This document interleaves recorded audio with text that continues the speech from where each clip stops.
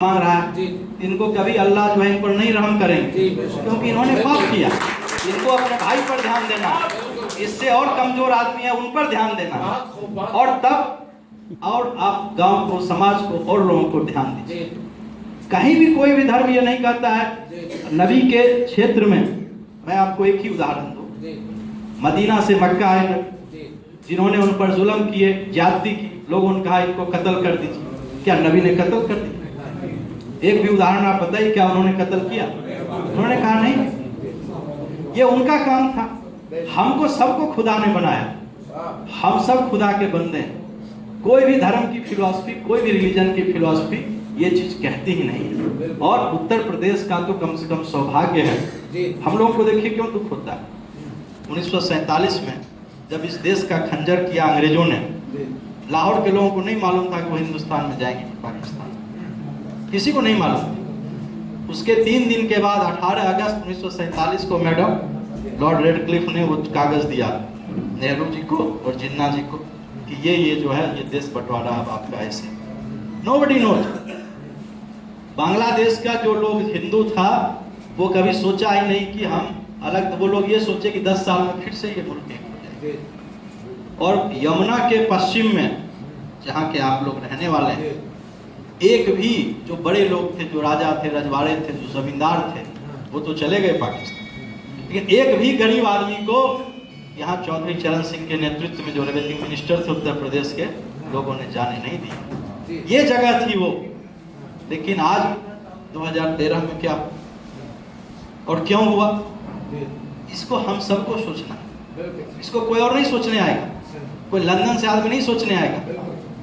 जो लोग यहाँ से पाकिस्तान गए, पाकिस्तान का कॉन्सेप्ट वो भी मैं आपको बता दूं, ये भी ऐतिहासिक चीज है। 1937 में पाकिस्तान की डिमांड कोई आज के पाकिस्तान के मुसलमानों ने नहीं की, ना बांग्लादेश के मुसलमानों ने की। पाकिस्तान की डिमांड किसने की? लियाकत अली खान साहब, खलीकुज्जमा साहब, मोहम्मद अली जिन्ना साहब। कहाँ के रहने वाले थे? यूनाइटेड प्रोविंस के और मुंबई के। और क्यों किया?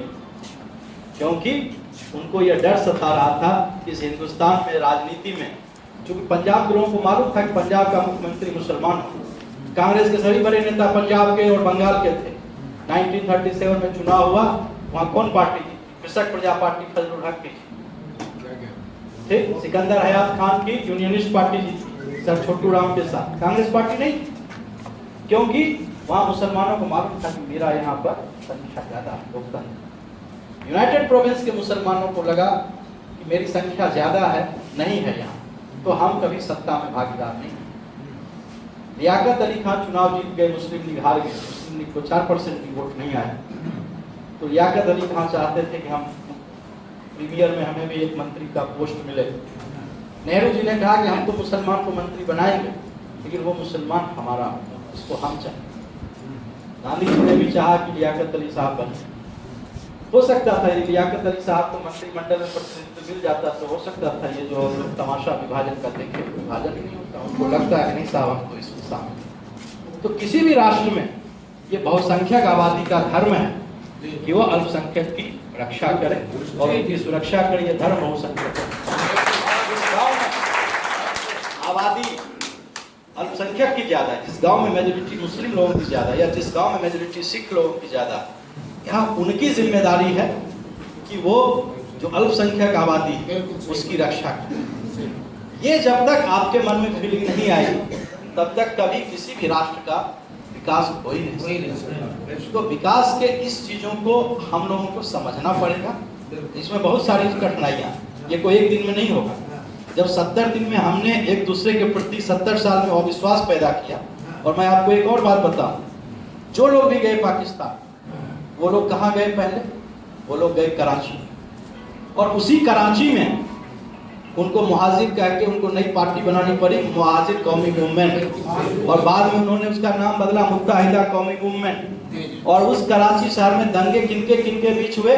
तो पख्तूनों और मुहाजिरों के बीच में, जिसमें कि हजारों लोग मारे गए 1987 में। और एक छोटी सी बात पर, पख्तून लोगों का ट्रक का बड़ा कारोबार है, पाकिस्तान के ट्रक और कंस्ट्रक्शन के बिजनेस में पख्तून ज्यादा है। तो उन्होंने एक चलाई गाड़ी और उसमें एक आदमी वो एक्सीडेंट से मर गया। और उसके बाद भयानक दंगे हुए उस कराची शहर में, जिस दंगों से आज तक कराची शहर उबर नहीं पाया। तो मेरा आपसे यही अनुरोध है और इस राष्ट्र के सभी लोगों से रहता है कि सबसे पहले आप ये सोचिए कि हम कैसे इस राष्ट्र को मजबूत करें, हम कैसे इस मादरे वतन हिंद को मजबूत करें। एक छोटा सा एग्जाम्पल और देकर आप लोग का ज्यादा टाइम ले लिया, आप लोग बोर भी हो रहे हैं।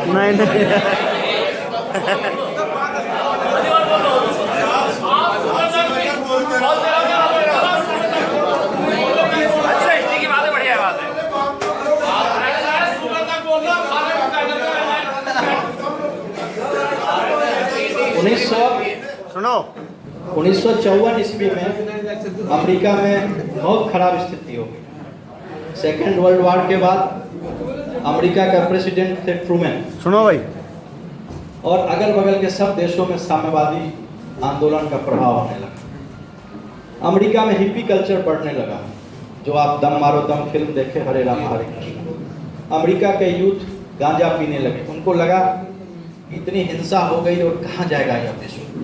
रेडिकल मूवमेंट चलने लगा अमेरिका, और अमेरिकी समाज बहुत परेशान हो गया।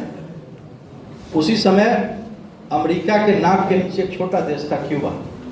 क्यूबा में एक रेवोल्यूशन हो गया और सोवियत संघ ने अपना 7वां बेड़ा भेज दिया। तो लोगों को लगा कि अब अमेरिका देश खत्म हो जाएगा। जो भी आप लोग थोड़ा सामान्य ज्ञान में रुचि रखते होंगे, अंतरिक्ष में पहला जहाज सोवियत संघ ने भेजा स्पुतनिक नाम से। लोगों को लगा कि अब सोवियत संघ सब जगह कम्युनिस्ट आगे बढ़ रहे हैं, और जहाज भी उसने पहले भेज दिया, यानी कि साइंस में बहुत तरक्की। उसके बाद जब उसने क्यूबा में रिवॉल्यूशन कर दिया तो लोगों को लगा अमेरिका खत्म हो जाए, क्योंकि अमेरिका का यूथ तो गांजा पीने लगा, शराब पीने लगा, कोई नई खोज नहीं हो रही है, कैसे अमेरिका तरक्की।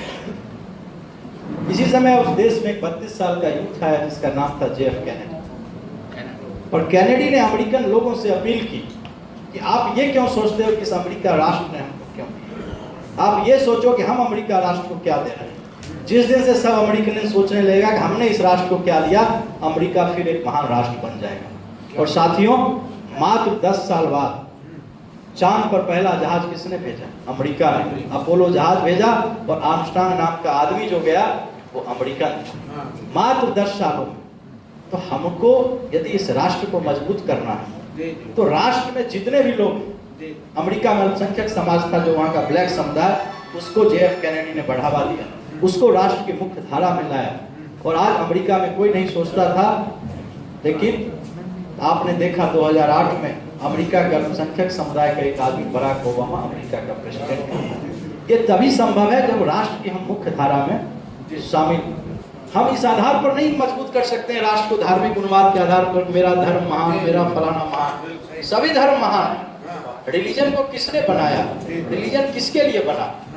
एक ही खुदा ने जब सबको बनाया, एक ही भगवान ने जब सबको तराशा, तो किसी भी धर्म का कोई भी आदमी, हम सब खुदा के बंदे हैं और हम सब खुदा के नेक बंदे हैं, और हमको नेकी के लिए काम करना है। हम यदि छोटे छोटे चीजों पर उलझने लगेंगे, भाई आप 150 आदमी के साथ आ जाइएगा या 500 आदमी के साथ, 1000 आदमी के साथ, लेकिन आपने यदि गलत किया है, कि हम सबको मालूम है किसने गलत किया है, तो यदि आप ईश्वरवादी हैं तो आपको तो और डरना चाहिए, क्योंकि अल्लाह जब जिस दिन कयामत होगी तो आपका इंसाफ होगा। जब आप मरेंगे, यदि हिंदू धर्म के हैं, पुनर्जन्म को मानते हैं, तो पुनर्जन्म में फिर आप नरक को भोगने के लिए तैयार रहें। भाई जब हम गलत कर रहे हैं तो ये तो आपको खुद मालूम होगा। कोई आदमी विद्वान नहीं होता। पुलिस का तो काम ही, हम लोग यदि इन्होंने कहा निष्ठा पर चले, संस्कृत में एक श्लोक है कि पंडित किसको कहते हैं इसी पर है। पंडित कोई जाति से नहीं होता, इसके पर संस्कृत की बहुत सुंदर सूक्ति है कि मातृवत परदारेषु परद्रव्येषु लोष्टवत, कि दूसरे का जो धन हो, परद्रव्येषु लोष्टवत, दूसरे का जो धन हो आप यदि उसको ढेला समझिए तो जितने भाई भाई के झगड़े होते हैं, लूट डकैती अपने आप खत्म हो जाएगी। और मातृवत परदारेषु, तो ये जितने भी क्राइम अगेंस्ट वुमेन है जिसके बारे में हम लोग चर्चा करते हैं, रेप व्यभिचार, वो अपने आप खत्म हो जाएंगे। मातृवत परदारेषु परद्रव्येषु लोष्टवत आत्मवत् सर्वभूतेषु यः पश्यति स पंडितः, कि वही व्यक्ति पंडित है, वही व्यक्ति विद्वान है जो दूसरी के बहन को, माता को अपनी माता बहन के समान समझे और दूसरे के धन को ढेला समझे। यदि इस चीज को हमने अपने जिंदगी में उतार लिया तो हम पंडित हैं, नहीं तो हम कुछ नहीं। तो हम लोगों को सबको अपने जिंदगी में इस सुविचार को जब हम आगे ले जाएंगे, तभी हम एक महान राष्ट्र हिंदुस्तान का निर्माण कर पाएंगे, जो राष्ट्र सभी दृष्टिकोण से गौरवशाली हो। जब हमारे महान राष्ट्रपति कलाम साहब ने एक अपने स्वप्न की उड़ान ली और 2020 में उन्होंने सोचा कि हम कैसे महान राष्ट्र हिंदुस्तान का निर्माण करेंगे। वो एक सामान्य मछुआरे के लड़के थे। कभी उन्होंने नहीं सोचा कि हम इस राष्ट्र के राष्ट्रपति बने, लेकिन इस राष्ट्र ने उनको राष्ट्रपति बनाया। अजीम प्रेम जी ने कभी नहीं सोचा कि हम मुस्लिम हैं तो हम इस राष्ट्र के सबसे अमीर आदमी नहीं बन सकते, लेकिन इस देश में कंप्यूटर के हार्डवेयर क्रांति के वो जनक कहलाए और विप्रो कंप्यूटर लेकर आए, जो कि पूरे विश्व में आज उसका अपना एक अलग मुकाम है। तो हम लोगों को प्रेम के साथ, मोहब्बत के साथ इन चीज़ों को समझना होगा और इस तासीर को जब हम, और हम में यह है तासीर, जब 1947 में हमने लोगों को जाने नहीं दिया और एक एक यहाँ का किसान खड़ा होकर जब लोगों को कहा कि आप हमारे भाई हो, क्या अंतर है? वही जाट हैं, वही मूले जाट हैं, वही त्यागी हैं, वही महेश्वरे हैं, वही गुजर हैं, वही मुस्लिम गुजर हैं। अंतर क्या है लोग? क्या किसी के रक्त के वर्ण में, किसी में कोई अंतर नहीं। ये सिर्फ हम लोग अपने लाभ, स्वार्थ, और वो भी स्वार्थ क्या, क्षणिक जो पैसे का स्वार्थ है, आर्थिक स्वार्थ, इसके कारण ये तमाशा करते हैं।